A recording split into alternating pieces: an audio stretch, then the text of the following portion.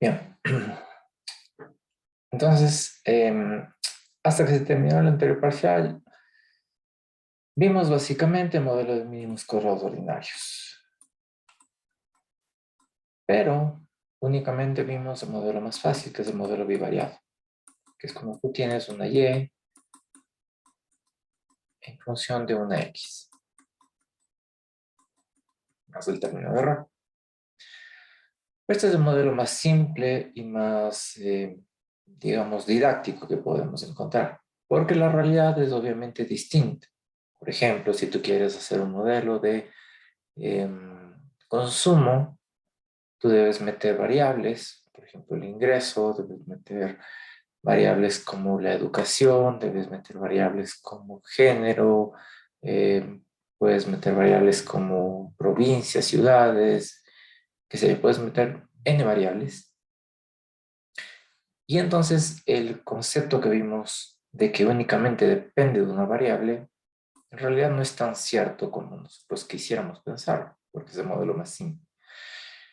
Y entonces la verdad es que este modelo usualmente tiende a incrementarse el número de x.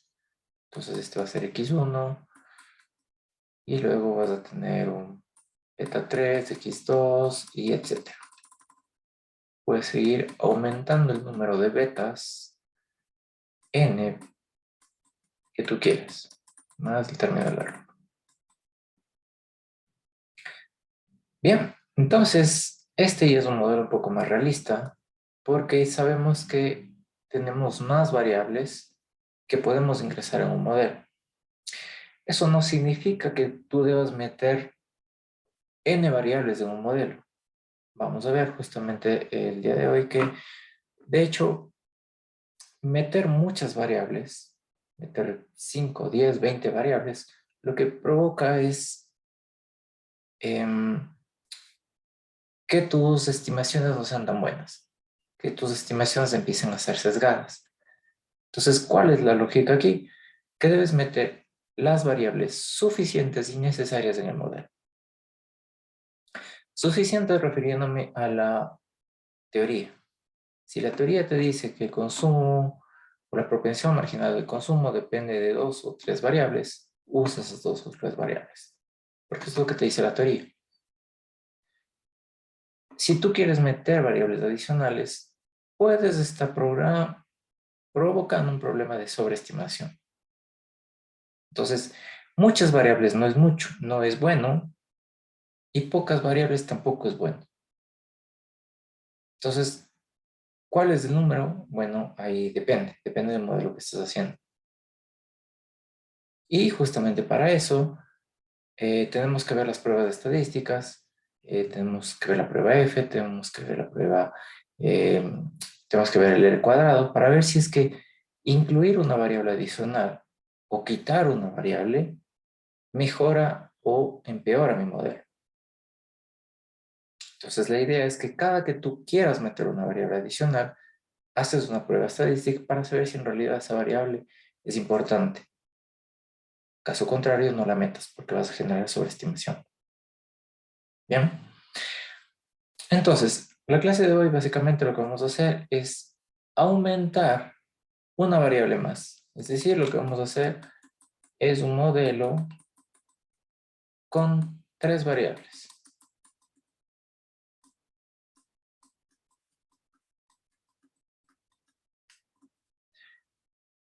Y entonces vamos a ver cuál es la diferencia.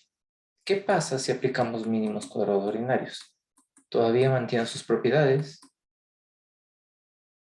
¿Qué pasa con el R cuadrado? ¿Todavía es eficiente? ¿Qué pasa con las pruebas F? ¿Te da otros valores distintos? Y la idea es que lo que encontramos del día de hoy para 3 variables implica que va a funcionar para n variables. ¿Ok? Tú puedes seguir haciéndolo o estimando mínimos cuadrados ordinarios como lo vamos a hacer hoy. Sin embargo, cuando ya haces más de 2 o 3 variables, ya se empieza a hacer un problema un poco tedioso el estimarlo de esa manera como lo hemos venido estado haciendo. Y por lo tanto, usualmente se usa matrices. Entonces, por eso era la idea de que se vayan familiarizando un poco con matrices. Si bien en este curso no topamos mucho el tema de matrices porque no es la idea de que te empapes en la parte matemática, sino que te empapes en la parte teórica de econometría. Eso no significa que no se use. En realidad, todo lo que se enseña en econometría es basado en matrices.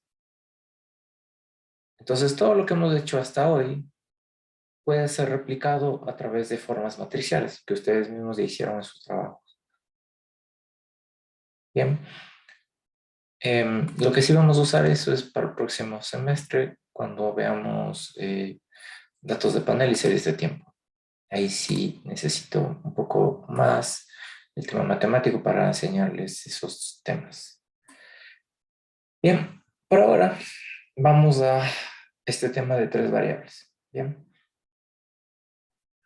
Entonces, ¿cuál es la idea? La idea es que vamos a meter una variable adicional. Vamos a meter esta x3. Y entonces ahora tengo un intercepto y tengo dos variables betas.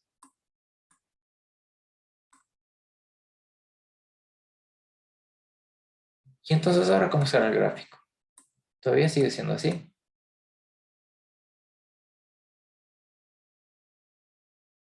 Todavía sigue siendo una línea recta.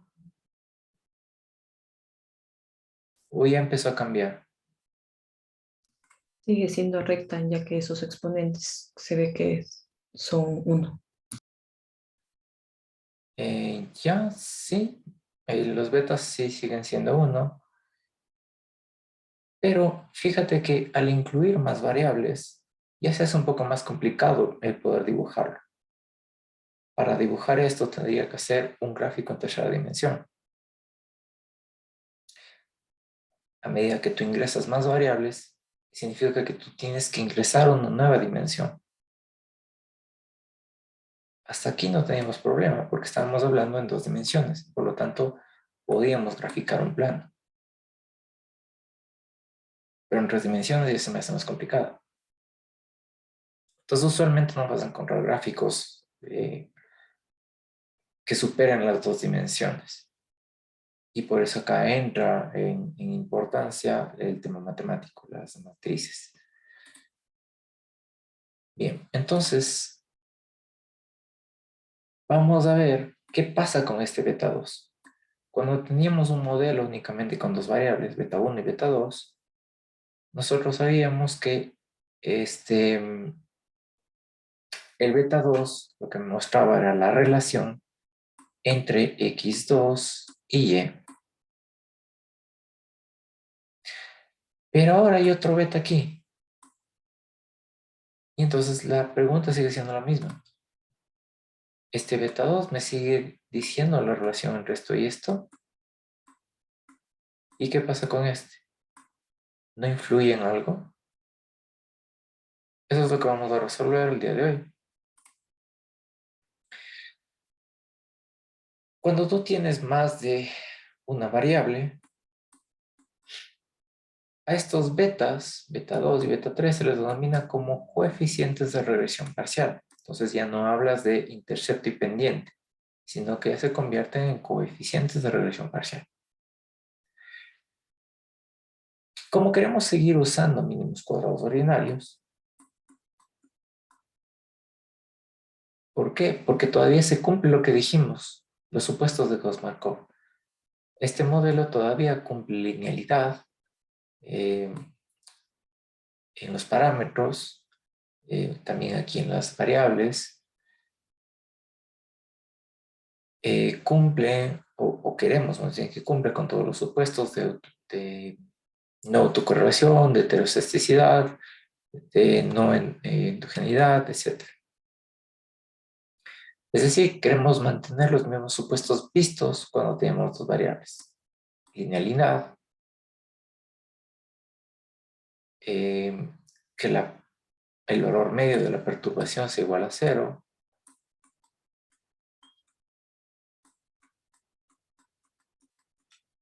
que la varianza del error sea constante,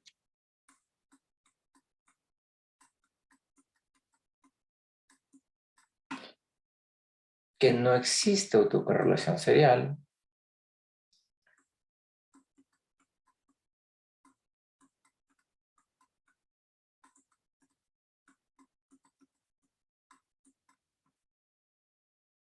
y que no exista colinealidad. ¿Qué significa esto de colinealidad? Estos términos ya lo vamos a ver luego. Justamente vamos a ver cómo reconocer si existe correlación serial y cómo corregirlo, cómo verificar si existe la varianza de errores constante, es decir, si existe heterocedasticidad, al contrario, cómo corregirlo. Pero una cosa que no podemos corregir es esto, no colinealidad. Y entonces, la no colinealidad significa que ninguna de las regresoras se puede escribir como una combinación lineal exacta de las regresoras restantes del modelo. ¿Qué quiere decir esto? Cuando tú usas matrices, tú lo que haces es una descomposición de las matrices. Lo decompones en eigenvalores y en eigenvectores. Cuando tú obtienes los eigenvalores, lo que estás buscando es que una variable no tenga relación con otra variable. Porque si existe una relación entre estas, significa que una depende de la otra. O dicho de otra manera, que son linealmente dependientes.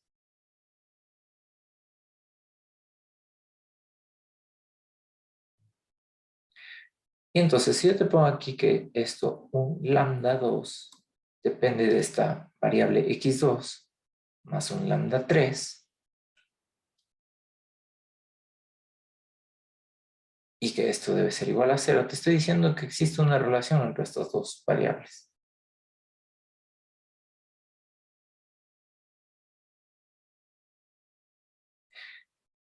Lo contrario sería decirte que no existe una relación entre estos dos. Es decir, que lambda 2, lambda 3 es igual a 0. Por lo tanto, esto es 0 y esto es 0. Y eso significa entonces que no hay una relación entre x2 y entre x3. O, visto en términos de matrices, encontramos eigenvalores únicos. Significa que no depende una variable de la otra. ¿Y por qué me interesa eso?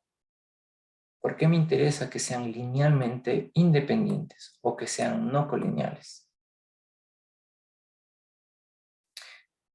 Porque a mí me interesa que estas variables de acá no tengan una relación, no se relacionen. La correlación entre x2 y x3 debe ser 0 o cercano a 0 o muy bajito, cosa que no influya la una en la otra.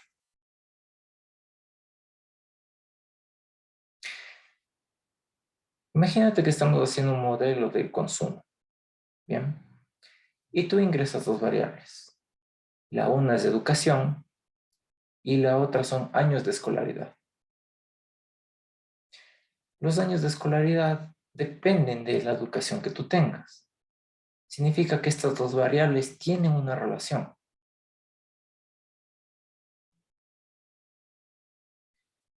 ¿Y cuál es el problema? Si estas dos variables tienen una relación. Cuando son, cuando son dependientes de estas variables, significa que podemos tener colinealidad. Y por lo tanto, este es un supuesto de Gauss-Markov que estaría violando los supuestos de mínimos cuadrados ordinarios.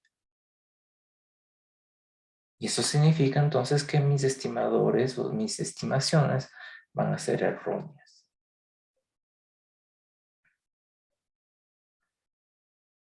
Entonces, por ejemplo, si te digo que x3, esto es igual a menos 4x2, lo que te estoy diciendo es que hay una relación entre estas dos variables. Cuando multiplicas a 4 por x2, te va a dar x3. Y entonces la correlación entre estas variables no es cero, es algo distinto de cero. Depende la una de la otra.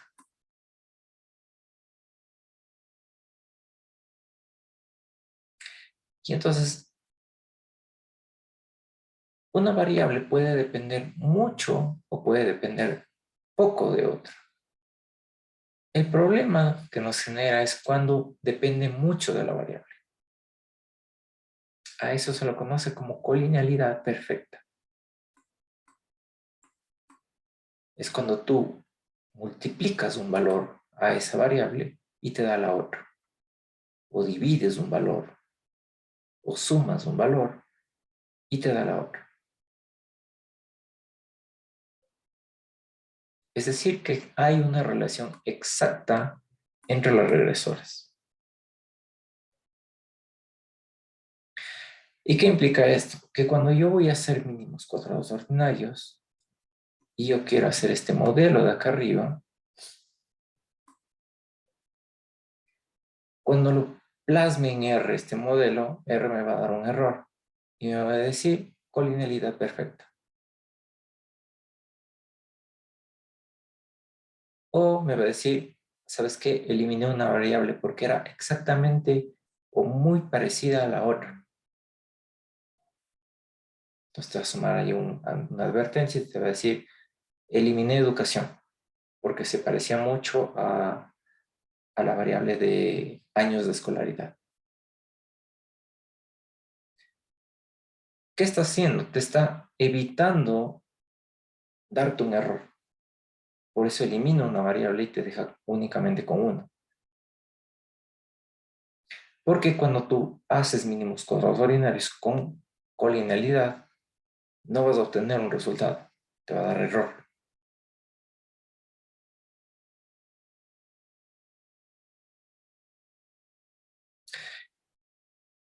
Entonces, lo que te estoy diciendo es que cuando existe este tipo de relaciones, básicamente solo hay una variable. Solo hay esta variable. Y la otra depende de esta. Es decir, solo hay una variable independiente. Y no dos como nosotros creíamos. Y entonces, cuando tú quieras hacer mínimos cuadrados ordinarios y obtener los betas,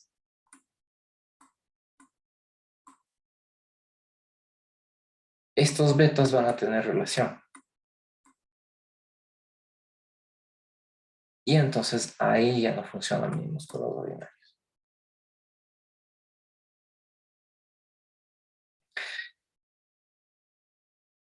Si esto que está acá lo ponemos en esta ecuación, aquí estoy reemplazando a x3 como menos 4x2. Obtengo factores comunes de x2 y mira lo que me queda. Me dice que básicamente beta 2 y beta 3 dependen solo de esta variable.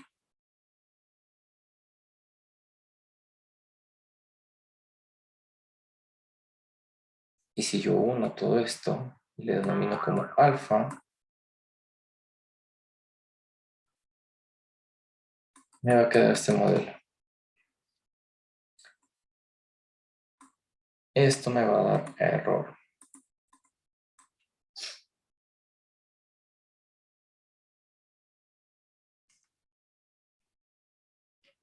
¿Bien? Tutor, ¿puede explicar por qué se da el caso de error en ese punto? No le entendí bien ese detalle. Porque las variables están relacionadas. Entonces tú tienes dos variables, x2 y x3. Al momento en que haces la regresión, tú supones que estas dos no tienen relación. Ese es un supuesto de mínimos corredordinarios. Y por eso te da el error. Porque cuando ya le pones en R te dice, ¿sabes qué? Si tienen correlación estas dos. Entonces yo no puedo darte un resultado. Por eso te va a dar un error. Dicho de manera fácil. De manera más complicada, en realidad lo vemos un poco más adelante con ya las matemáticas. Bien, entonces, ¿cómo se interpreta una regresión múltiple? Suponiendo que se cumplen todos los supuestos de Gauss-Markov y que podemos utilizar mínimos cuadrados ordinarios, hacer un modelo de regresión de tres variables implica que estamos haciendo esto. La esperanza de y condicionada en x2 y en x3. Y esto es igual al beta 1 más beta 2 por x2 más beta 3 por x3. Bien, ¿qué cambió cuando vimos bivariado? Que ahora está esta nueva variable acá. Por lo tanto, está este nuevo factor acá.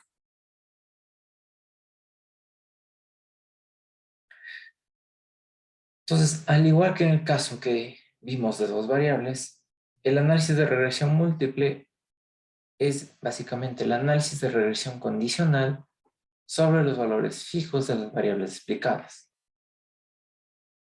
Entonces, lo que vamos a obtener mediante la regresión es la respuesta media de los valores y a los valores dados de la regresora x. Es decir, estamos haciendo exactamente lo mismo que cuando hicimos el caso bivariado. Estamos buscando exactamente lo mismo. Estamos buscando una línea que cruce por este x2 y por este x3.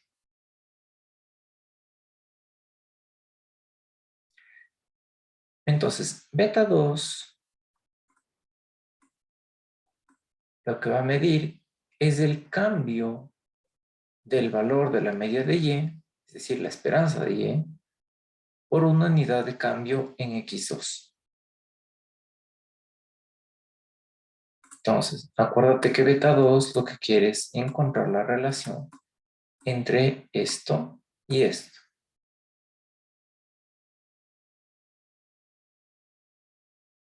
¿Y entonces qué hacemos con esto? A esto lo consideramos constante. Es decir, ceteris paribus. ¿Y eso qué significa? Que cuando tú tengas 3, 4, 5 variables, al momento en que tú hagas la regresión, para interpretar estos betas, tú vas a interpretarlos como lo hemos venido interpretando. El cambio de x2 en función de y, manteniendo lo demás constante, suponiendo que lo demás no cambió. Entonces, lo adicional que tú pones al momento de interpretar es esto, manteniendo lo otro constante.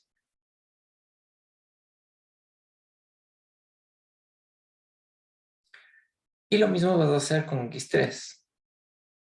Entonces, lo que quieres es medir cuál es la relación entre esta variable y esta, manteniendo esto constante.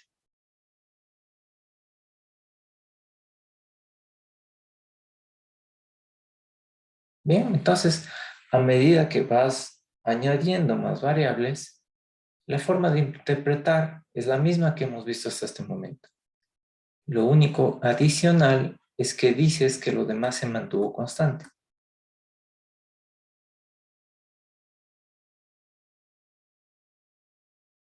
Entonces, x3 va a medir el cambio del valor medio de y por una unidad de cambio de x3, cuando x2 es constante. ¿Ya? Entonces, hagamos un modelo con 3 variables. Tenemos la mortalidad infantil versus el PIB per cápita y la tasa de alfabetización de las mujeres. ¿Ok? Antes, lo que hicimos es únicamente estas dos variables, el PIB versus la mortalidad infantil. Ahora añadimos esta nueva variable que es la tasa de alfabetización de las mujeres. ¿Y cuál es la idea entonces? Queremos ver qué influye en la mortalidad infantil.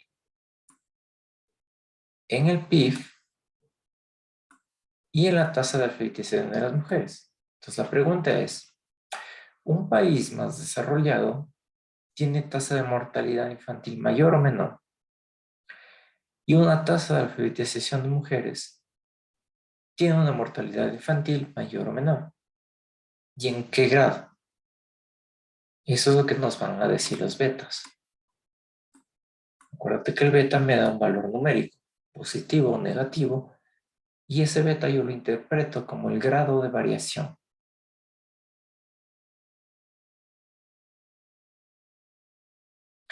Entonces,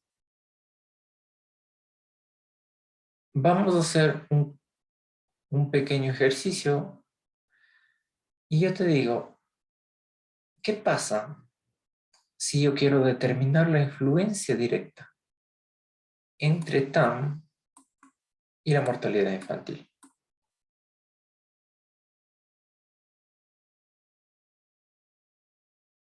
No, perdón, entre TAM y el PIB.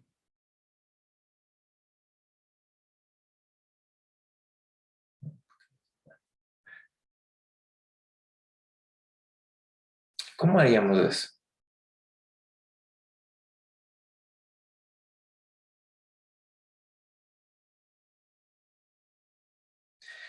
Una forma sencilla de hacerlo es hacer varias regresiones. Por ejemplo, si yo quiero conocer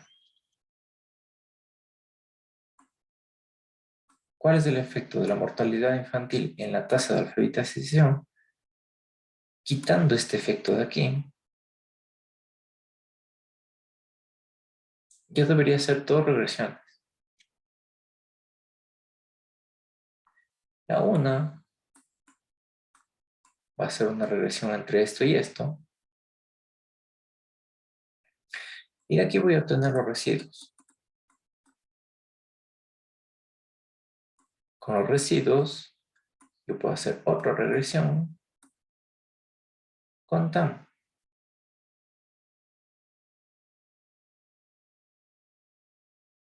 ¿Qué es lo que hice? En la primera regresión, yo obtuve la relación entre la mortalidad infantil y el PIB.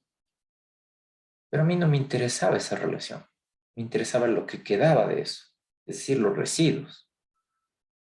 Y con los residuos hice otra regresión, ahora sí para encontrar cuál es la relación con TAM.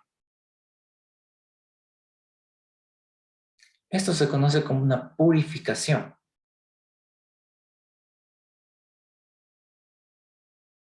¿Por qué? Justamente porque en la primera regresión eliminaste esa relación que tenían estas dos variables. Y únicamente te quedaste con el residuo. Te quedaste con la variable purificada. Y con eso haces otra regresión.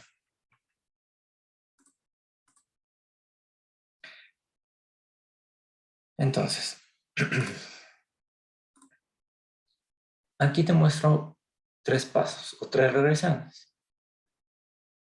La primera regresión sería hacer la mortalidad infantil versus TAM. La segunda regresión va a ser el PIB per cápita versus la mortalidad infantil. Entonces, mira, aquí estás obteniendo la relación entre estas dos variables. Esta relación se guarda aquí en el beta. Lo que no está en el beta, es decir, lo que está aquí en el error, es lo que quedó. Lo que no es la relación entre mí y Tam. Haces lo mismo en la segunda regresión. Obtienes el pi per cápita con la mortalidad infantil. De nuevo, el beta 2 es la relación que tiene PIB versus mortalidad infantil. Eso significa que en los residuos es lo que no encontró relación entre el PIB y la mortalidad infantil.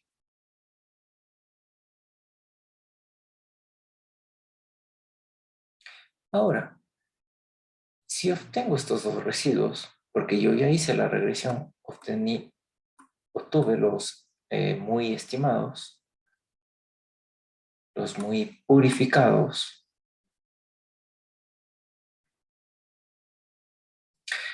En el primer modelo, en los errores, me va a quedar la parte de mortalidad infantil que queda luego de eliminar la influencia de TAM. Y en el segundo va a ser la parte de pi per cápita que queda después de eliminar la mortalidad la influencia de mortalidad infantil. Si yo luego hago una regresión entre los residuos, entre esto y esto, es decir, hago esta regresión, lo que vamos a obtener es el efecto del PIB per cápita sobre la mortalidad infantil.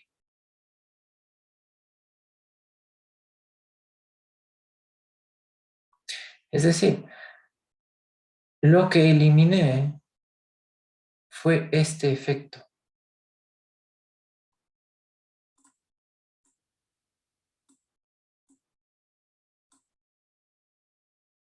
Y con lo que me quedé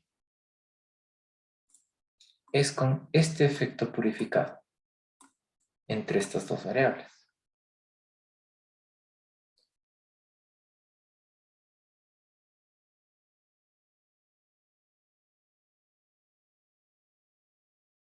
Fíjate que en este resultado, o más bien dicho, en la tercera regresión, tú no tienes el intercepto, no tienes el beta 1. ¿Por qué no hay el beta 1?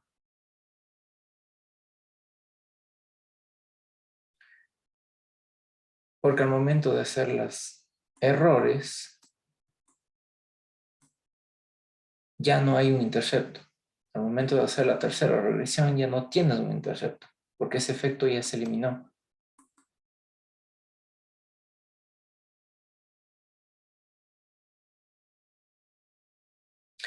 Entonces, básicamente, en vez de realizar este proceso que es medio absurdo, porque tendrías que hacer 3 regresiones para obtener un resultado,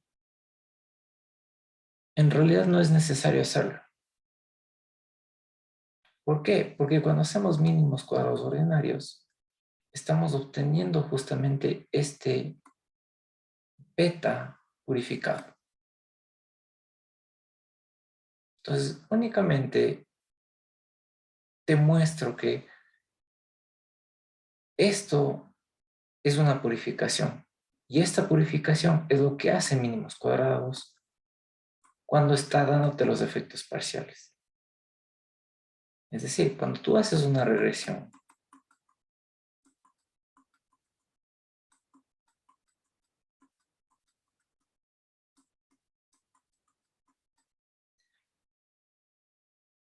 R ya te está dando este proceso, ya te está dando este beta purificado y este beta 3 purificado. Por eso hace un momento te dije que cuando hacemos la regresión en R, ya nos está dando la relación entre esta variable y esta variable, pero manteniendo constante esta variable.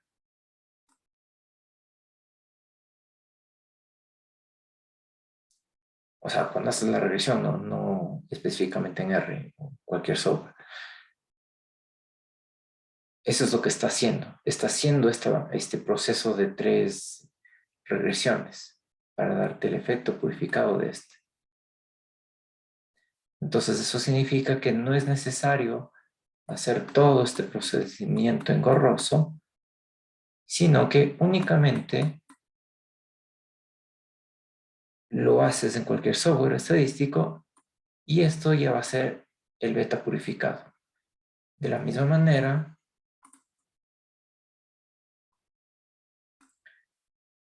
para cuando yo haga la relación entre esto y esto, me va a dar este purificado y esto le mantiene constante. ¿Ok? Entonces, de nuevo, todo esto es para decirte que al momento en que hacemos mínimos cuadrados ordinarios, lo que nos está dando son regresiones parciales.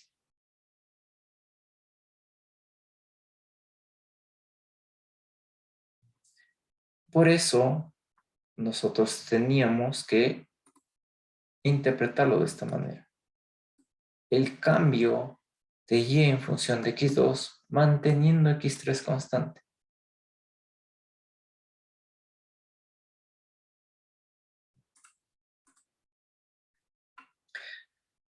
Bien, entonces veamos cómo se puede estimar esto. Cómo se estima los coeficientes de regresión parcial, es decir, cómo llegas a esos betas. Y entonces, de nuevo partimos de esta ecuación. Y de nuevo, como queremos hacer mínimos cuadrados ordinarios, tenemos que minimizar los residuos al cuadrado. Entonces, minimizamos los residuos, la sumatoria de los residuos elevados al cuadrado. Es esto. Y de nuevo, lo que tenemos que hacer es derivar. ¿Respecto a qué? Respecto a beta 1, respecto a beta 2, respecto a beta 3. Entonces, de nuevo, vamos a obtener esto, que es para cuando tú derivas respecto a beta 1. ¿Qué es lo que te dije hace un momento? Que lo que hace es exactamente lo mismo. Busca una línea que pase por las medias poblacionales de Y, de X2 y de X3.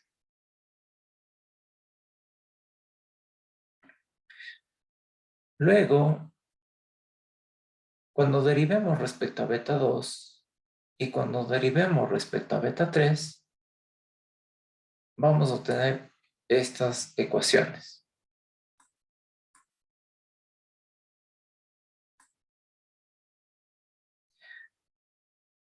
Y ahora, acá viene un problema, bueno, más bien un problema es una complejidad matemática porque se hace un poco engorroso y se hace demasiado largo un proceso de derivación de esta manera. Pero bueno, acá te pongo los resultados nada más. El beta 1, fíjate que es exactamente lo mismo que encontramos cuando teníamos el modelo bivariado. La única diferencia es que esto no existía. Porque no había la variable x3. Ahora sí existe. Y entonces te dice exactamente lo mismo. Que el beta 1 lo vas a definir como la media, es decir, cuando beta 2 es igual a 0 o como cuando beta 3 es igual a 0.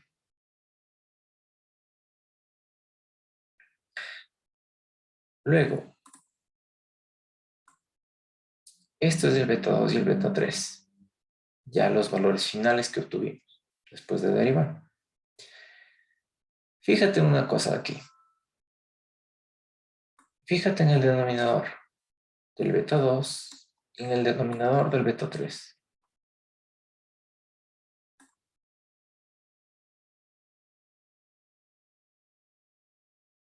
Son exactamente lo mismo.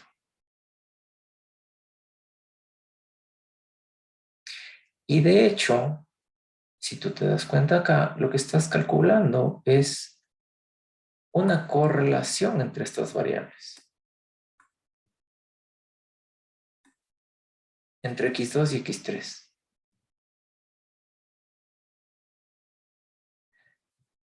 ¿Qué significa esto? Que lo que te expliqué hace un momento, de que ahora sí me importa que no exista colinealidad, era por esto.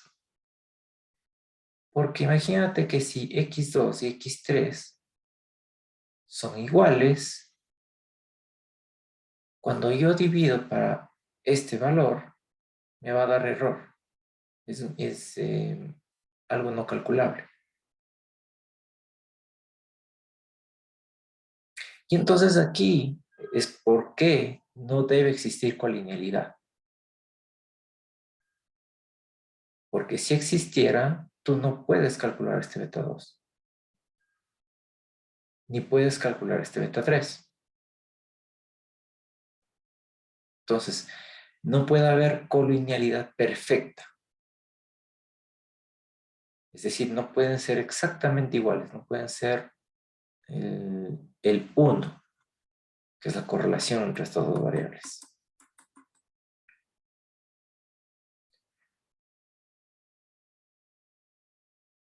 En la parte de arriba, en cambio, tú tienes la relación normal que tienes de la y en función de la x, en este caso de la x2. Y también influye la x3.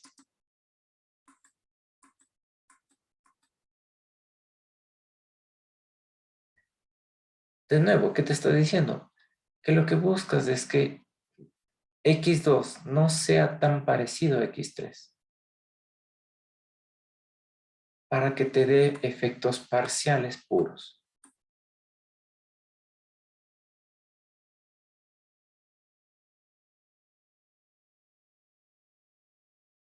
Entonces, Mi si estimado tú... tutor, ¿puede por favor repetir esa parte? Me confundí un poco. Ya, a ver, Esa ese parte, problema de yo, que tú tienes dos o sea, variables. le entendí a la parte de que los denominadores son iguales, ¿cierto? Ujú. En la parte de abajo solo estamos pasando a la izquierda los beta uno, beta 2 y beta 3 Ya, de la parte de la derecha de arriba, ¿cierto? Solo los pasó. Ahí nos estaba explicando de que los denominadores son iguales. ajá. Y eso, ¿a qué influía? Esa parte no la entendí. Ya vamos un poquito más allá. Te resuelvo eso. Aquí no se ve muy claro, pero les doy más adelante y te muestro. Por ahora solo entiende que el denominador es exactamente igual. Siempre, cuando no son, siempre van a ser exactos cuando no exista colinealidad, ¿cierto? Em, o sea, siempre no entiendo tu pregunta de siempre van a ser exactos. ¿Te refieres a que siempre va a ser esta misma ecuación? Exacto. Siempre vamos a tener la misma ecuación cuando Claro, no exista colinealidad. claro. Siempre vas Pero, a tener esta misma si ecuación. existe, va a ser diferente. Claro. Si existe colinealidad, entonces no vas a poder calcularlo. Ok. ¿Y por qué no vas a poder calcular?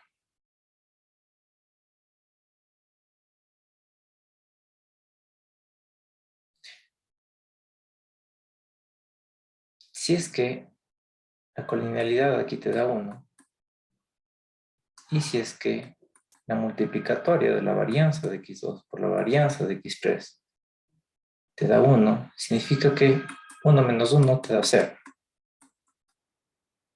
El denominador es 0 y por lo tanto no vas a poder calcular, te va a dar indefinido.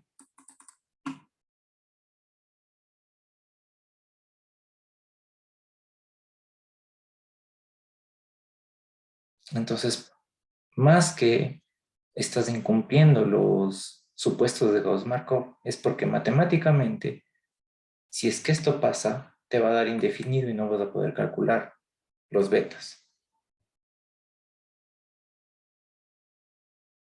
Y lo mismo pasa acá abajo, porque es el mismo denominador, te va a dar 0, el denominador, por lo tanto te va a dar indefinido. Entonces ahora sí entiendes por qué es la colinealidad importante. Sí, Pero ya lo vemos igual un poquito más adelante, porque esto se convierte como un R, como un coeficiente de correlación. Entonces, si tú te das cuenta, estas dos ecuaciones básicamente son simétricas. Dependen casi de las mismas variables. X2, X3, X2, X3, Y, X3, X2, Y, X2, X3. Es decir, que obtienes la una de la otra.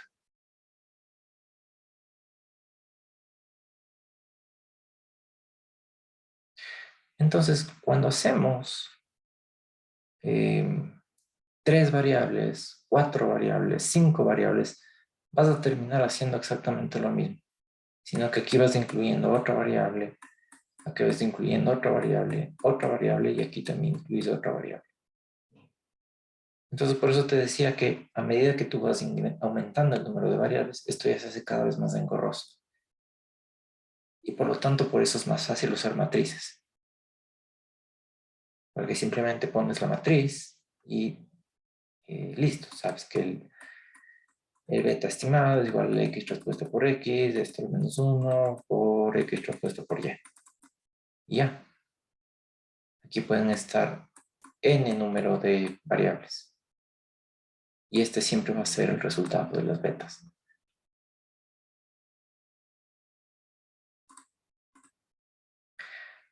Entonces, ya encontramos las betas, ya sabemos que esta es la ecuación, así como cuando encontramos en el modelo bivariado, encontramos la ecuación de beta 2 y la ecuación de beta 1. Aquí también encontramos la ecuación de beta 2 y la ecuación de beta 3. Entonces, de nuevo caes en lo mismo. Siempre que tengas tres variables, usas esta ecuación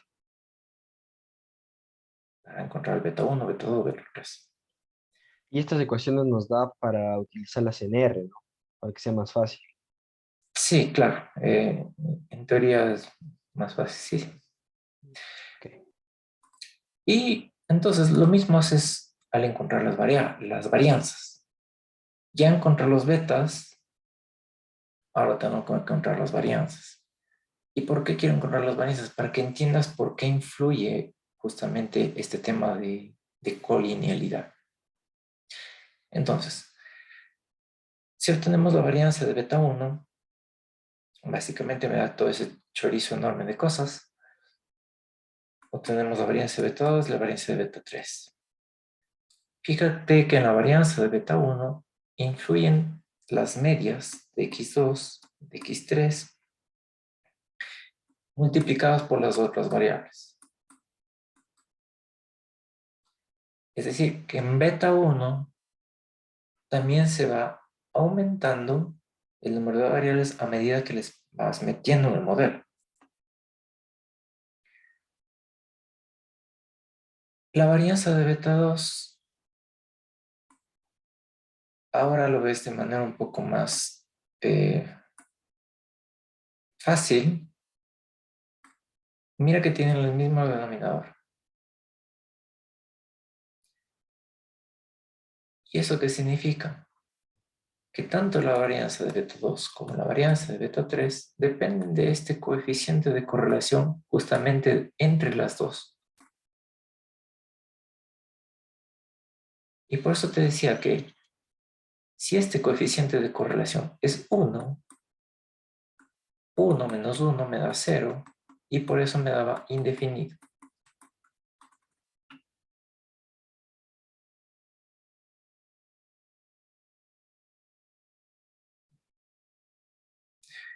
Entonces por eso no pueden ser exactamente iguales.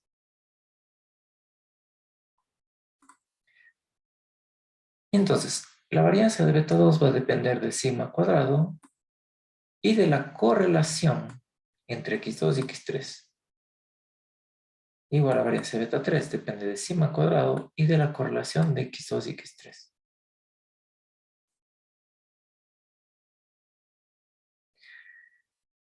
Y únicamente para que te acuerdes, la covarianza es justamente el coeficiente de correlación dividido para el coeficiente de correlación por las varianzas de cada uno, es decir, la varianza de x2 y la varianza de x3.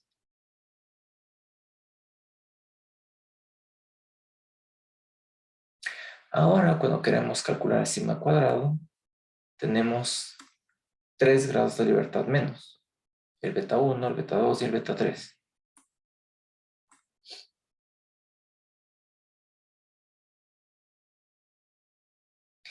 Y el coeficiente de correlación básicamente es la varianza de x2 por x3 elevado al cuadrado.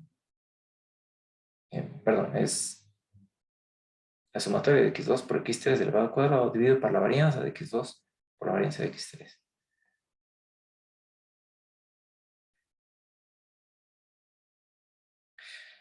Entonces, básicamente lo que queríamos obtener es la sumatoria de los residuos al cuadrado, que dependían de la sumatoria de estos y al cuadrado menos este beta 2 por la sumatoria de y por x2 al cuadrado menos este beta 3 por la sumatoria de y por x3 al cuadrado.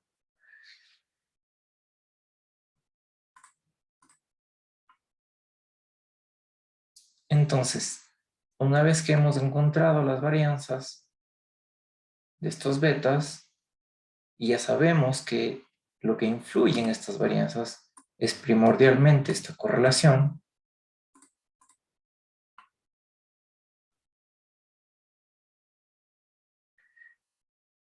ahora tenemos que ver qué pasa con las propiedades de mínimos cuadrados ordinarios. Entonces, ¿las propiedades se mantienen o no? Y la respuesta obviamente es que sí. La primera propiedad te decía que la línea de regresión pasa a través de las medias, de y media, x2 media y x3 media. Y eso sí ocurre y lo encontramos cuando determinamos el beta 1. Luego, te decía que otra propiedad es que el valor medio de y es igual al valor medio del y observado. Y esto también se cumple. Reemplazamos aquí el beta 1. Tomamos factor común y obtenemos que el y en desviaciones es igual a este beta 2 por x2 y en desviación más este beta 3 por x3 y en desviación. Entonces también se cumple esto. Que la sumatoria de los residuos de muy sea igual a la sumatoria estimada de la media, que es igual a 0. Es decir, que los residuos no están correlacionados ni con x2 ni con x3. Entonces, tanto para x2 como para x3, la sumatoria de residuos al cuadrado multiplicado por estas variables es 0. Entonces, cumplimos también esta propiedad. Que los residuos no están correlacionados con y, también cumplimos esta propiedad.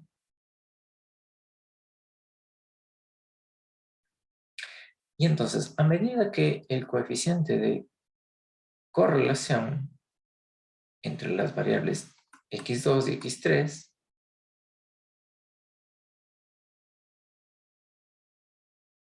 se acerca a 1, implica que las varianzas de beta 2 y beta 3 van a aumentar para los valores dados de sigma cuadrado.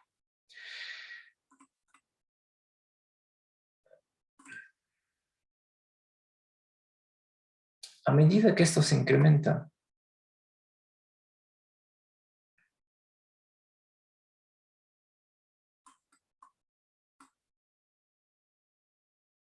a medida que esto se incrementa, esto va a disminuir.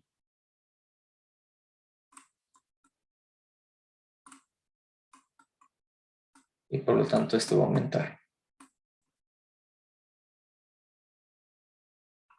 Y a medida que esto disminuya, esto va a aumentar y esto va a disminuir. Es decir, que mira cómo influye el coeficiente de correlación. El coeficiente de correlación entre la variable x2 y x3 influye en la varianza.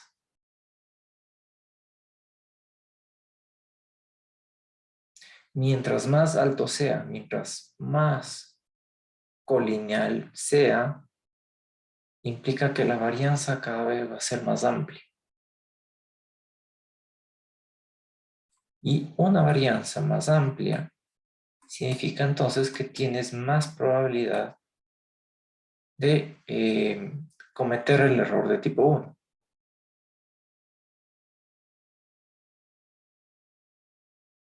Yo te dije que lo que buscamos es que las varianzas sean lo más pequeñas posibles. Y entonces, para que sea pequeña, significa que el coeficiente de correlación tiene que ser pequeño entre la variable x2 y x3.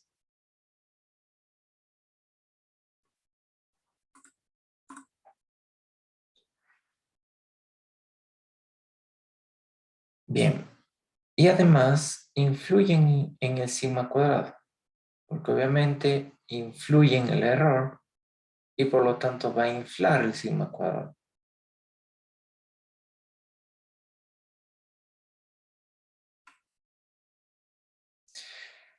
Entonces, siempre que no sea colineal perfecto, es decir, SR23 no sea igual a 1, se va a cumplir todas estas propiedades.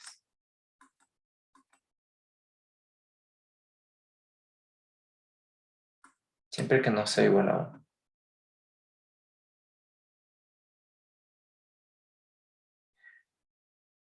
Y afortunadamente en economía las variables siempre tienden a tener una correlación, pero no tan perfecta como para decir que es 1. Entonces, por ejemplo, el ingreso per cápita tiende a incrementarse al igual que el consumo.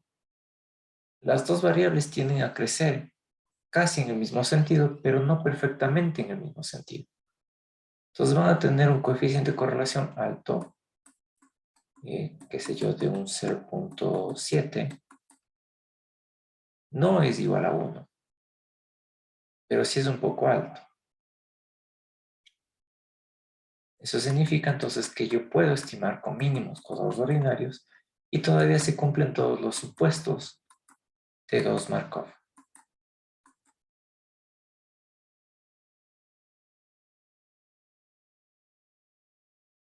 Si es que es más bajo, aún mejor. Si es que el coeficiente de correlación es de 0.3, aún mejor, se van a seguir cumpliendo estos supuestos de mínimos cuadrados ordinarios.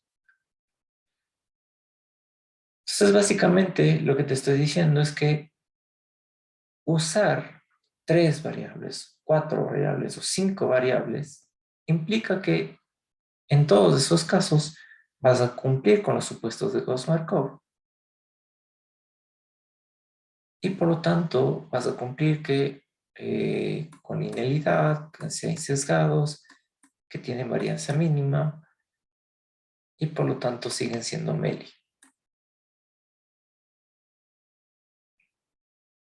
Y entonces por eso te decía que mínimos cuadrados ordinarios tienen muchas propiedades. Una de estas es una propiedad importante de que significa que no solo funciona con 2 variables, sino que funciona con n variables.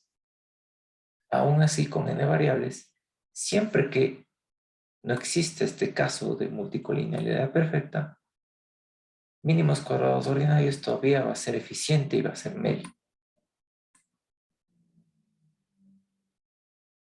R de 2, 3 también puede ser 0, ¿no? Sí, claro que puede ser 0, pero en ese caso no te afectaría en nada, porque acá sería 0 y no te afecta en nada.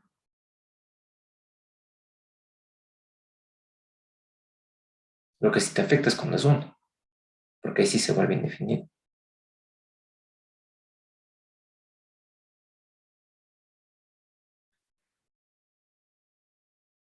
Entonces, una vez que ya hemos encontrado los betas, hemos encontrado la varianza, hemos encontrado los errores y sabemos que se cumplen los supuestos de Gauss-Markov usando 3, 4, 5 o n variables, entonces podemos seguir obteniendo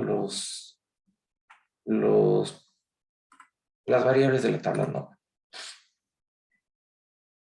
Entonces, ¿qué pasa acá?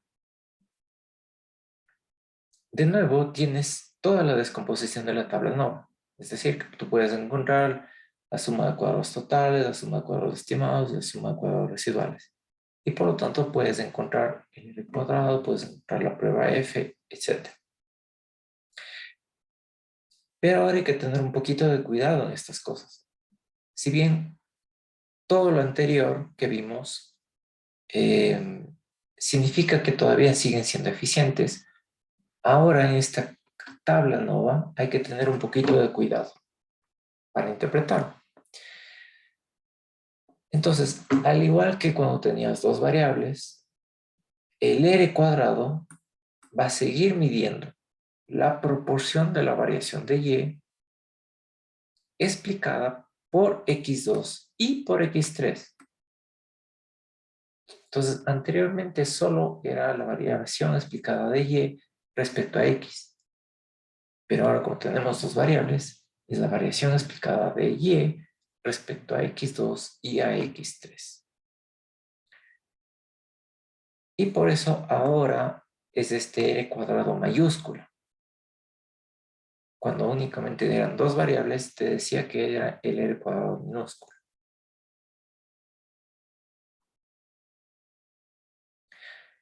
Y entonces, de nuevo puedes hacer esta descomposición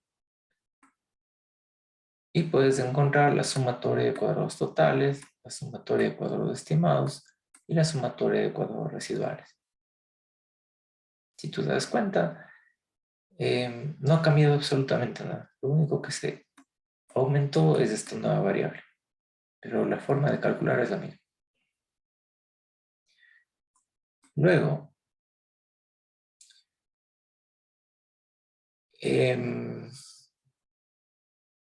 sabemos que la sumatoria de cuadrados estimados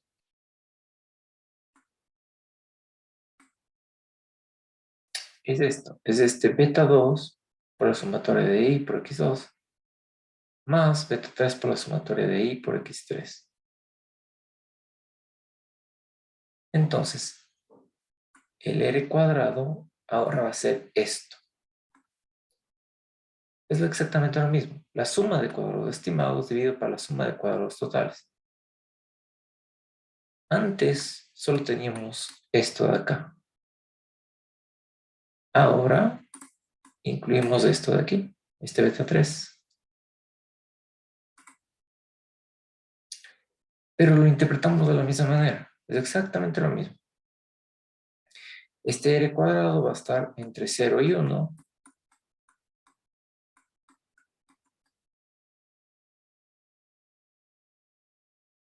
Y de nuevo, si es 1, la línea de regresión ajustada explica el 100% de la variación de Y. Y si es 0, significa que el modelo no explica nada de la variación de Y. Entonces, el R es la raíz de R cuadrado, se lo conoce como el coeficiente de correlación múltiple. Y esta es una medida o un grado de asociación entre y todas las variables explicadas en conjunto. Este R usualmente no tiene importancia, no tiene relevancia. Lo que sí tiene relevancia es el R cuadrado, que es el resultado que nos da cuando hacemos cualquier tipo de regresión en cualquier paquete estadístico. Este R cuadrado tiene una relación con las varianzas de los betas. Acá te estoy mostrando qué tipo de relación tiene. ¿Y eso qué significa? Que dependiendo del R, de qué valor te dé el R cuadrado, puede influir en las varianzas de los betas. Y eso ya lo vimos hace un momento. Porque este R básicamente se está midiendo cuál es la correlación entre estas variables respecto a la sumatoria de cuadrados totales. De nuevo, si este R cuadrado es 1, si te explica el 100%, esto va a darte indefinido.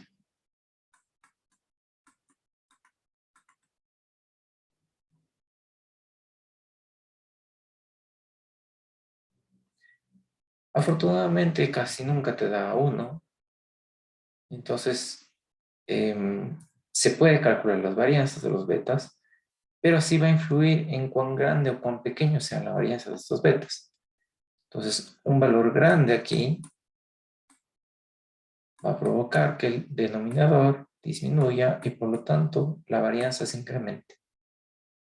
Es decir, cuando tú tengas un R cuadrado alto de 0,80 a 0,90, va a implicar que tus varianzas de tus betas también tiendan a incrementarse.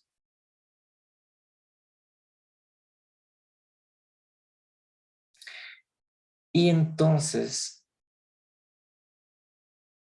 si bien el R cuadrado,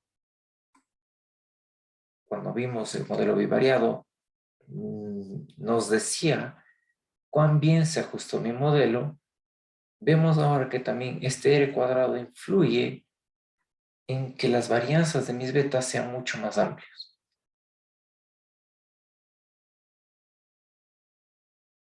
¿Y eso qué significa? Que cuando yo tengo un R cuadrado alto, voy a perder eficiencia.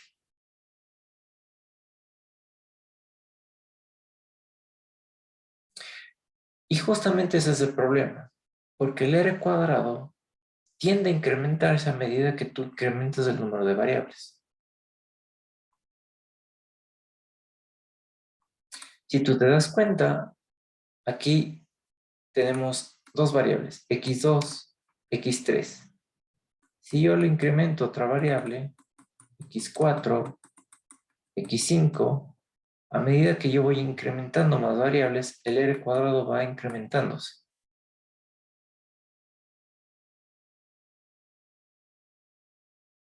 Y por eso te dije, cuando iniciamos esta clase, de que no es bueno meter muchas variables en el modelo.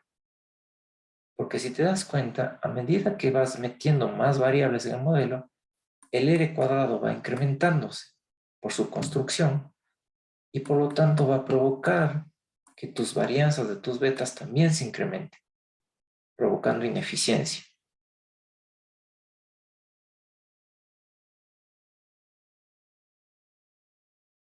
Y entonces, este es el problema de aumentar muchas variables en el modelo. Muchas variables implica ineficiencia de tu modelo.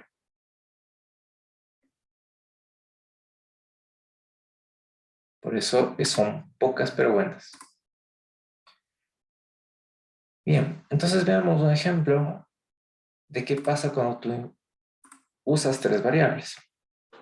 Y es justamente el ejemplo que planteamos hace un momento, que buscamos la mortalidad infantil versus el PIB per cápita versus la tasa de alfabetización de las mujeres.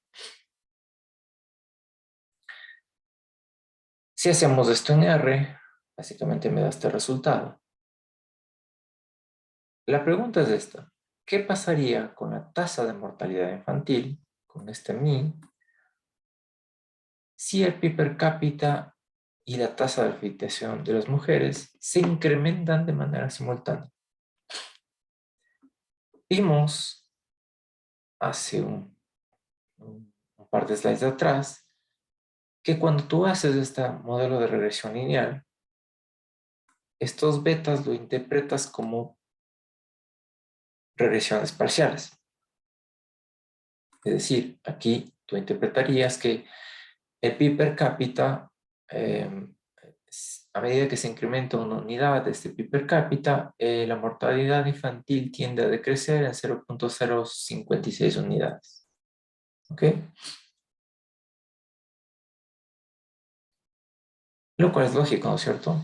A medida que el país tiene un PIB per cápita más alto, la mortalidad infantil tiende a decrecer. Y con la tasa de alfabetización de las mujeres también tiene ese mismo efecto.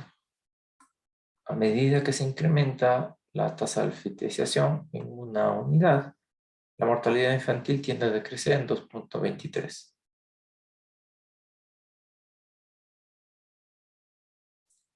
Entonces, ahorita lo que te dice es una interpretación individual de esta y de esta, pero manteniendo lo demás constante. Entonces, la pregunta es, ¿qué pasa si yo quiero saber si se incrementa esto en una unidad y se incrementa esto en una unidad? Es decir, de manera simultánea los dos se incrementan al mismo tiempo. Entonces, como el PIB per cápita está en dólares y como la tasa de alfabetización de las mujeres está en puntos porcentuales, lo que yo tengo que hacer es multiplicar a cada uno de estos coeficientes por los cambios propuestos. Entonces, este caso es una unidad de dólar y una unidad de punto porcentual. Entonces tomo este beta, le multiplico por 1 y tomo este beta y lo multiplico por 1, que es lo que está aquí. Y sumo los dos efectos.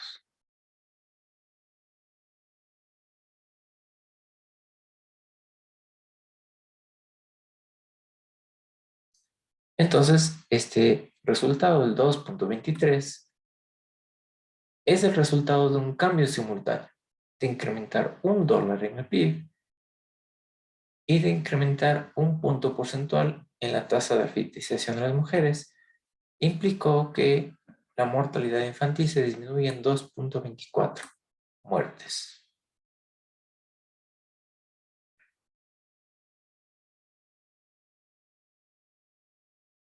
Bien. De igual manera, puedes seguir interpretando el modelo como lo hemos visto, en función de su significancia estadística, en función de su R cuadrado, y más adelante vemos el R cuadrado ajustado, en función de su prueba F. Profe, buenas noches. Yo tengo una pregunta. ¿Por qué, eh, o sea, por la relación que hay entre el PIB per cápita y el MI, asumo que una unidad monetaria, al subir una unidad monetaria del PIB, bajaría el MI? ¿O por qué asumo que disminuye si me quedo en positivo? ¿Me voy a entender? Por esto, mira que aquí este beta te Por lo da que con signo negativo. Entonces, por eso te está diciendo que al aumentar una unidad de PIB per cápita, al aumentar $1 de PIB per cápita, redujiste la mortalidad infantil en menos 0.05. Y al aumentar un punto porcentual de la tasa de alfabetización de las mujeres, redujiste 2.23 puntos porcentuales de la mortalidad infantil. El y signo te está diciendo en qué dirección se está moviendo. ya. Y en caso de que, por ejemplo, hubiese quedado, o sea, hay la posibilidad de que quede uno positivo o uno negativo en este tipo de ejercicios de mortalidad y PIB, Sí. o siempre las dos van a la misma dirección. No. Esto depende de las variables. Por ejemplo, ¿qué variable se te ocurre que aumente la mortalidad infantil? Puede ser, por ejemplo, la tasa de desnutrición o la falta de acceso a hospitales. Si tú metes esas variables aquí, tasa de alfabetización o acceso a hospitales, cuando tú hagas la regresión te va a dar con valor positivo. Y eso es lo que te está diciendo, es justamente eso, que una falta de acceso a hospitales va a incrementar la mortalidad infantil. Entonces te va a dar aquí con un signo positivo. Ya. Entonces, depende de las variables que tú metas, obviamente. En este caso, obviamente, queremos reducir la mortalidad infantil, no queremos aumentar. Pero si tú quieres verlo desde el otro lado, de buscar qué variables son las que están incrementándolo, claro que puedes hacerlo. Ya, profe. Gracias.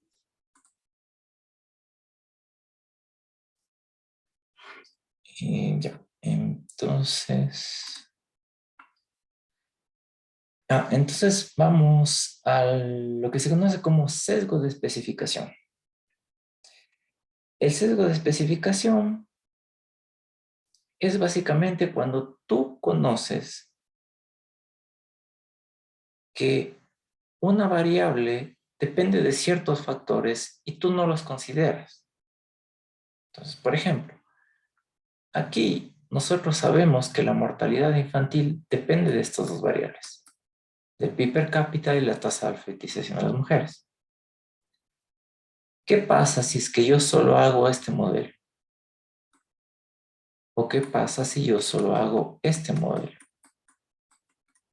Significa que yo estoy excluyendo una variable que sé que es importante para este modelo.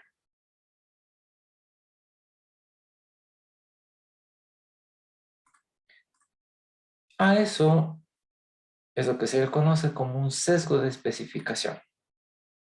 Cuando tú haces un modelo que no es el que debías hacer.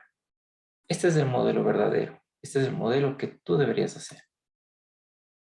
Pero tú hiciste este modelo. Estás omitiendo esta variable tam. Esto se conoce como cometer un error de especificación. ¿Cuál es el problema de hacer esto? De que tú obtienes un estimador sesgado del verdadero. Es decir, que el beta que tú obtienes no va a ser el verdadero. Tú estás omitiendo una variable y por eso no es verdadero. Entonces comparemos. Aquí tengo la mortalidad infantil versus el PIB per cápita. Y me dio este beta, menos 0.01. Cuando en realidad el beta es menos 0.005. Entonces, si te das cuenta que tú estás sobreestimando, tú estás dándole un mayor peso a algo que no tiene ese peso. Lo mismo hacemos con mortalidad infantil versus TAM. Y obtenemos el beta, te dice que es 2.39. Cuando el verdadero era 2.23. Pues mira que de nuevo estás sobreestimando. Ese es el problema de no incluir todas las variables en el modelo. Y entonces tú me vas a decir, pero ¿qué mismo? Hace un rato me dijiste que no meta muchas variables y ahora me dices que no ponga pocas variables. Y sí, ese es el problema. De que no tienes que poner ni muchas ni pocas. Pocas te causa sobreestimación. Muchas te causa mucha variabilidad. Y entonces hay que buscar un punto exacto del número de variables que debas meter en el modelo. Usualmente los modelos no tienden a tener más de 5 variables, ya exageradamente. ¿Y cómo tú te vas a ir dando cuenta si esa variable es importante o no? Justamente cuando hagamos las pruebas de hipótesis de la prueba F. Ahí te vas a dar cuenta de si esa variable es importante o no. Y si tú debes incluirla o debes quitarla.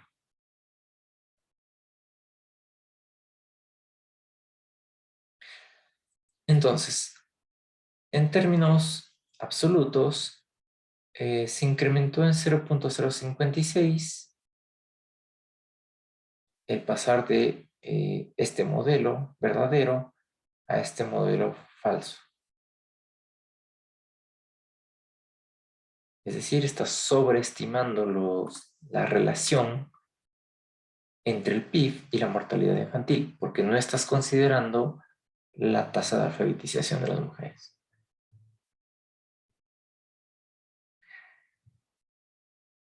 Obviamente los errores de estándar son distintos. Si tú te fijas en estos errores, 0.032 y acá es 0.002. El R cuadrado acá era 0.70, acá el R cuadrado es 0.16.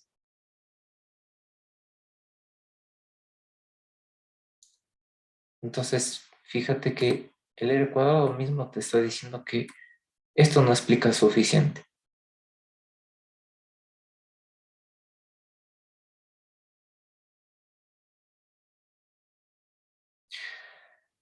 Entonces, ¿cuál es el problema de omitir una variable o de cometer este sesgo de especificación? De que estás sobreestimando los betas, estás sobreestimando los errores y que el modelo te dé una R cuadrado baja.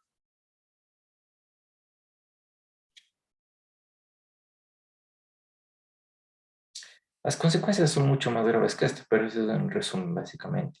El problema de omitir variables. Entonces,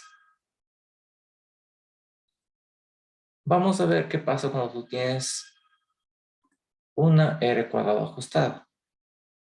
Acá los modelos siempre te muestran esto. R cuadrado es de 0.16. R cuadrado ajustado es de 0.1528.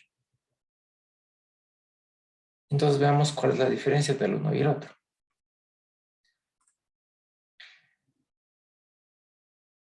El R cuadrado, vimos hace un momento que tiene esta propiedad importante, de que no decrece, sino a que a medida que tú le incrementas el número de variables, tiende a incrementarse.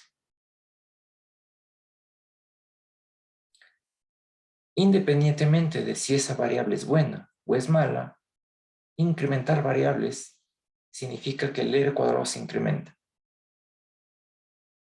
Entonces no te confundas, un R cuadrado alto no significa que tu modelo sea mejor. Significa que tú metiste 5 o 6 variables en ese modelo y por eso se te infló el R cuadrado.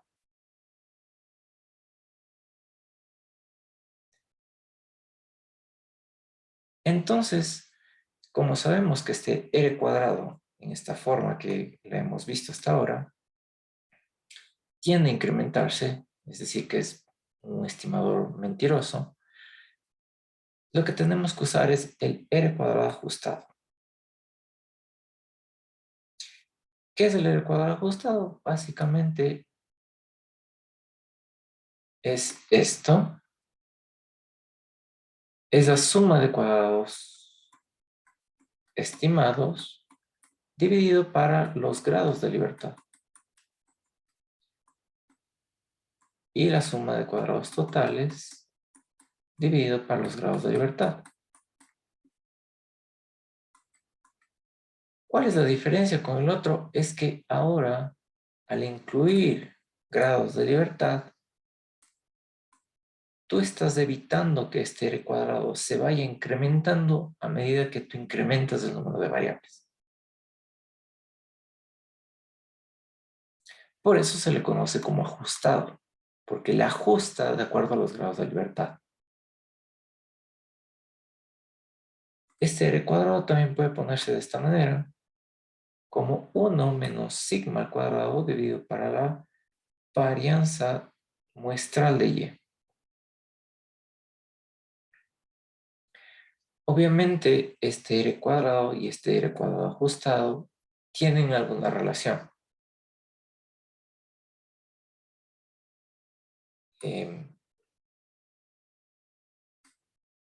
Obviamente, si es que le quitas los grados de libertad, volverías al R cuadrado normal. Y entonces, ¿qué significa esta ecuación de aquí? Lo que te está diciendo es que siempre que tú hagas una regresión, el r cuadrado va a ser mayor que el r cuadrado ajustado.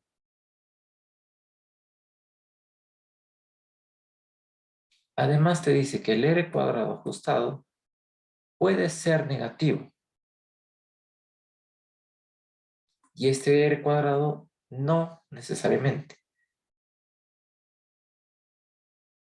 Cuando este r cuadrado ajustado sea 0, tú le vas a tomar, cuando sea, perdón, menor a 0, tú le vas a tomar como si fuera 0.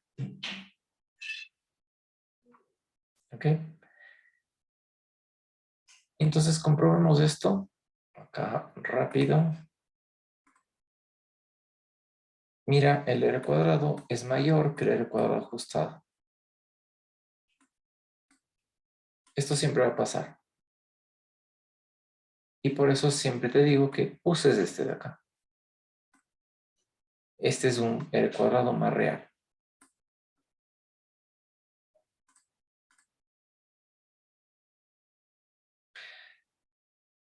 Entonces, la pregunta es esta. ¿Me sirve el r cuadrado para comparar entre modelos? Es decir, yo acá tenía un r cuadrado de 0.69 y yo lo comparo con este r cuadrado de acá, que es de 0.15, o con este r cuadrado de acá, que es 0.66. ¿Puedo hacer eso?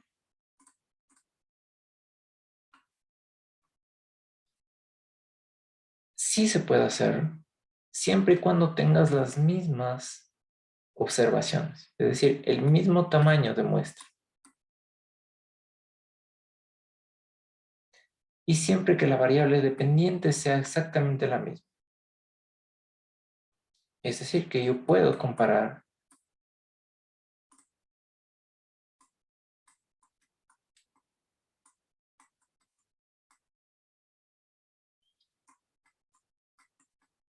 este modelo y este modelo. Siempre que el tamaño de la muestra sea el mismo. Es decir, que en ambos el número de variables sea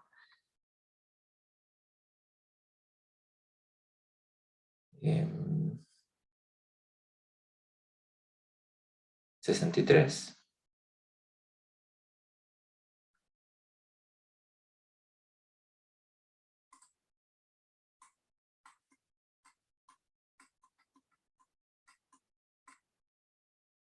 Y que la variable dependiente sea la misma.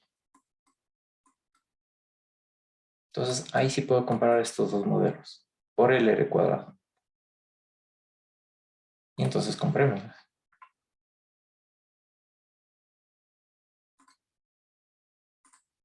Entonces, en este caso, tenemos la misma variable dependiente, el mismo número de variables, entonces sí puedo compararlos. Y entonces este modelo obviamente es mucho menor o mucho peor que este modelo. ¿Qué quiere decir entonces? Que el PIB per cápita no es un buen estimador para mortalidad infantil, tanto como la tasa de mortalidad, la tasa de alfabetización de las mujeres. Este es un mejor modelo. Esta es una mejor variable. Es decir, la tasa de mortalidad infantil explica mucho más. La tasa de alfabetización de las mujeres explica mucho más respecto a la mortalidad infantil.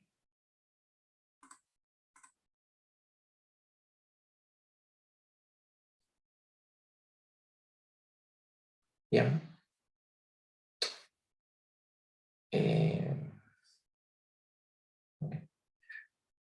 ¿Y qué pasa si están en diferentes escalas? Por ejemplo, yo tengo este modelo con logaritmo, la variable y tengo este modelo sin logaritmo, la variable y. En este caso yo no puedo compararlos porque están en diferentes escalas. Pueden tener el mismo número de variables, pero la variable dependiente es diferente. Está en una escala distinta. Por lo tanto, no puedo compararlos mediante el R cuadrado.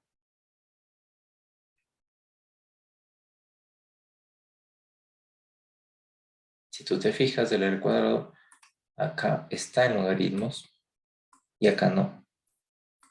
Por eso no puedo compararlos.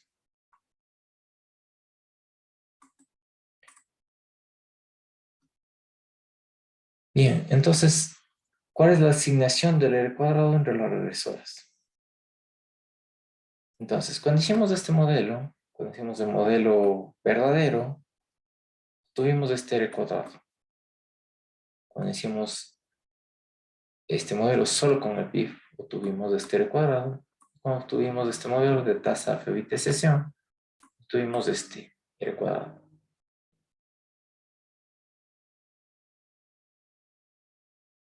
Vimos que aquí todas son la misma variable dependiente y tienes la misma número de variables en cada uno.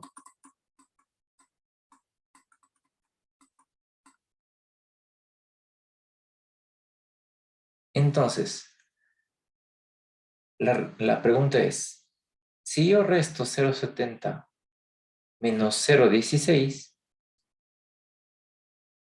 o si yo resto menos 0,70 menos 0,66, ¿eso significa que encuentro cuánto aportó esa variable?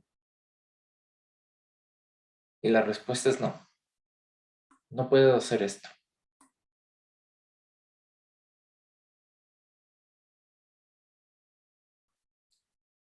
Nunca puedes comparar o nunca puedes restar los R's cuadrados de un modelo con el otro y pensar que esa es la aportación de la otra variable. Porque como vimos hace un momento, como está construido el R cuadrado, depende de la variable X que está arriba. Es decir, depende del orden que tú le pongas a las regresoras.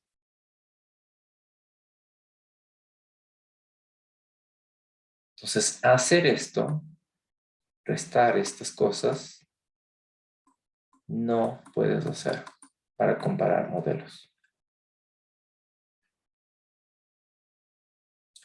Ahora, si bien ahorita nos estamos enfocando mucho en el R cuadrado, y parecería que lo que te estoy tratando de decir es que infles al máximo el R cuadrado para que tengas un mejor modelo, no es eso. Recuerda que nuestro objetivo no es tener el R cuadrado más alto. Nuestro objetivo es tener estimadores que sean consistentes, eficientes e insesgados. Y entonces aquí te dice, ten cuidado, nuestro objetivo no es tener un R cuadrado alto. Si del modelo que hicimos tenemos un R cuadrado alto, perfecto. Si obtuvimos un R cuadrado bajo, también perfecto. Porque eso está demostrando que las variables que estás usando no tienen relación.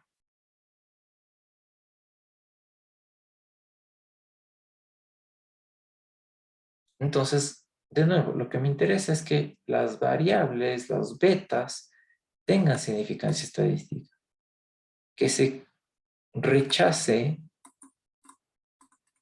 las pruebas T, que se rechace la prueba F.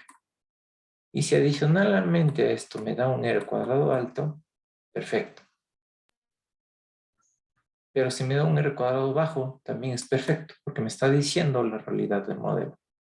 Entonces no se enfoquen tanto en el R cuadrado, sino en ver que se cumplan los supuestos de Gauss-Markov para saber si sus estimadores son eficientes.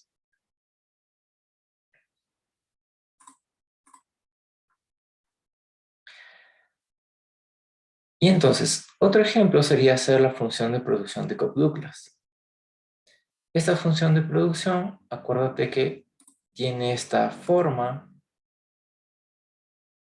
donde tú tienes dos variables que pueden ser el trabajo y pueden ser el capital. Y tienes también un término de error. Obviamente, en este caso, los dos insumos son no lineales. Tanto el trabajo como el capital tienen elevado a un beta. Pero vimos que nosotros podemos linealizarlo a través de la aplicación o transformación, en este caso de logaritmos. Entonces, si aplicamos logaritmos a ambos lados, podemos linealizar este modelo.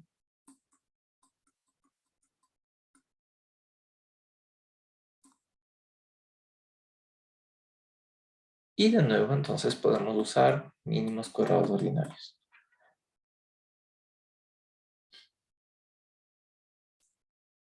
Porque acuérdate que para mínimos cuadrados ordinarios no es necesario que sea lineal en las variables.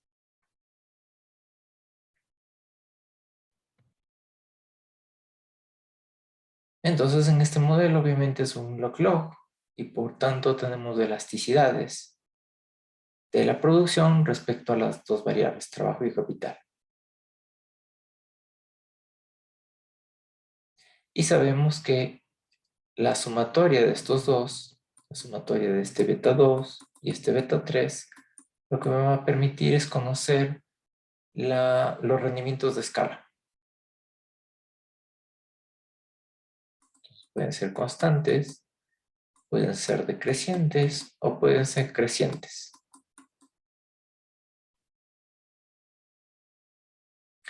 Entonces aplicamos. Tenemos información del sector manufacturero de Estados Unidos. Tenemos la producción. Tenemos las variables de trabajo y de capital. Ya hacemos el modelo. En log-log. Y obtuvimos aquí los betas para el trabajo y el beta para el capital. Es decir, la elasticidad. Entonces, manteniendo constante el insumo de capital, el incremento de 1% del trabajo provocó en promedio un incremento de 0.47 de la producción, que es este valor de acá. Esta es la forma de interpretarlo. Como te dije hace un momento, lo único que añades es que estás manteniendo constante la otra variable.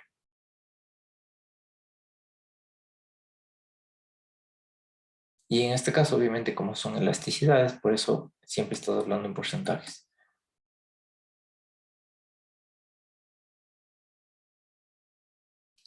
De manera similar, puedes interpretarlo el otro, que te dice entonces que manteniendo constante el trabajo, un incremento de 1% en el capital, generó en promedio un incremento de 0.52% en la producción.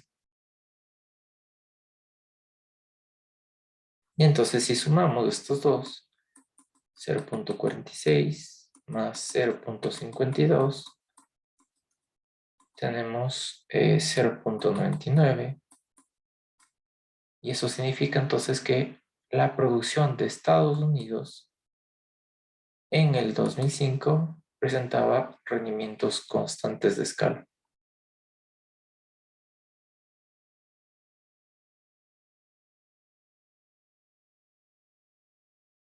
¿Ok? Entonces, para eso funciona meter más variables. Porque obviamente puedes interpretar más cosas y tu modelo puede ser mucho mejor. Mira, en este caso que el R cuadrado ajustado es de 0.96%, es del 96%, mejor dicho. Mira que estas variables son estadísticamente significativas y por lo tanto es un buen modelo. Igualmente acá rechazas la hipótesis nula conjunta de que sean cero.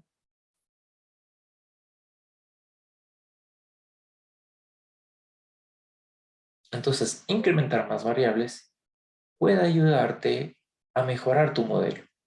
siempre y cuando esas variables sean las indicadas para meterlos ahí.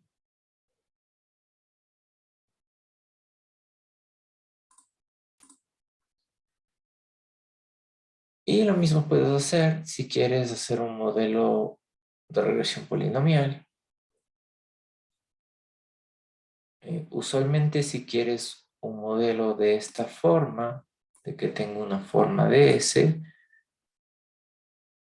necesitas que tenga más variabilidad de la que hemos visto. Hasta ahorita hemos visto modelos simplemente lineales. Pero aplicar polinomios, elevar al cuadrado, al cubo, a la cuarta, a la quinta, implica que esta línea recta tiende a doblarse. Entonces se genera este movimiento, esta no linealidad. Esta no linealidad usualmente funciona cuando tú quieres que exista esa no linealidad. Como en este caso, que queremos una función de producción. Entonces, ¿qué vamos a comparar acá? Comparamos el costo marginal respecto a la producción.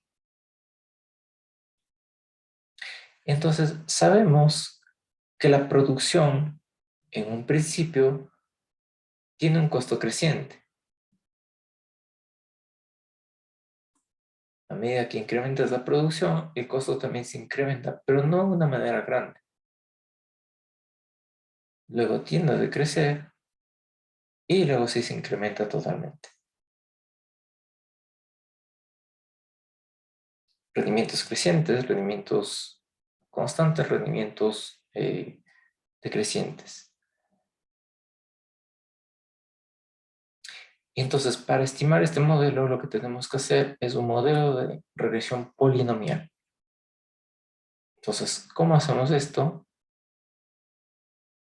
Elevando a esta x a distintos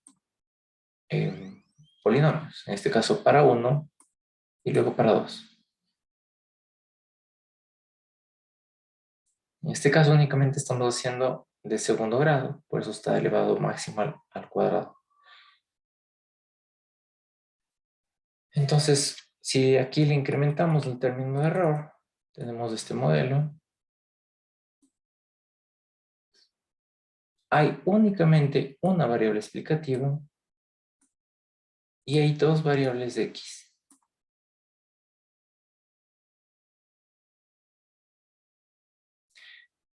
Pero estas variables de x están elevadas a distintas potencias. Y me vas a decir que al principio de este curso, al principio de esta clase, te dije que no puede existir colinealidad perfecta. Y aquí te estoy metiendo dos variables exactamente iguales, x.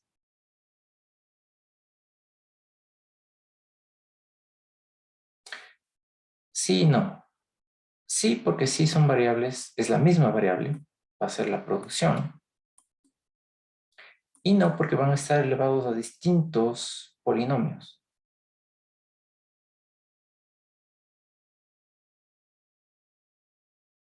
Y entonces cuando te dije que existía colinealidad, te dije que era una multiplicatoria, una suma, una división de la otra variable.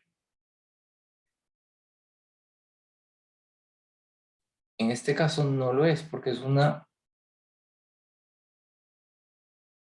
función polinomial de la misma variable. Entonces cumple con los supuestos de mínimos cuadrados ordinarios.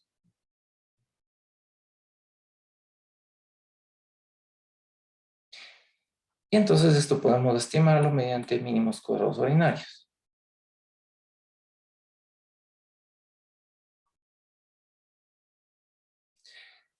Y básicamente el modelo que estamos haciendo es esto. Costos totales, producción, producción elevado al cuadrado, producción elevado al cubo. Y obviamente en cada uno de estos casos tienes el beta. Tienes un beta positivo, un beta negativo y un beta positivo. Y lo que te está mostrando es justamente esos rendimientos crecientes, constantes y decrecientes. Creciente, constante o más bien decreciente, que es negativo, y la otra vez creciente. Por eso esto es positivo, negativo y positivo. Mira que tiene significancia estadística. El R cuadrado ajustado es de 0.99. O sea, te explica más que perfectamente bien. ¿Cómo sabe que es constante? Cuando se acerca al cero, cuando está más acercado al cero, el Ah, beta, perdón, el X. como sé que es constante cuando el X se acerca a Claro, porque cero. usted dijo que son rendimientos crecientes, decrecientes y constantes. ¿Cómo sabemos que es constante? Ah, Cuando claro, cuando el beta se acercaría a se cero, acerca claro. al cero, ¿no? Ujú. Ok. Y eso. Bien, entonces, miren que incrementar variables obviamente mejora mi modelo, pero hay que tener cuidado de que no incrementar muchas variables, hay que tener cuidado en el R cuadrado, de que es un indicador medio mentiroso en ese sentido. ¿Ok? ¿Alguna pregunta respecto a esto?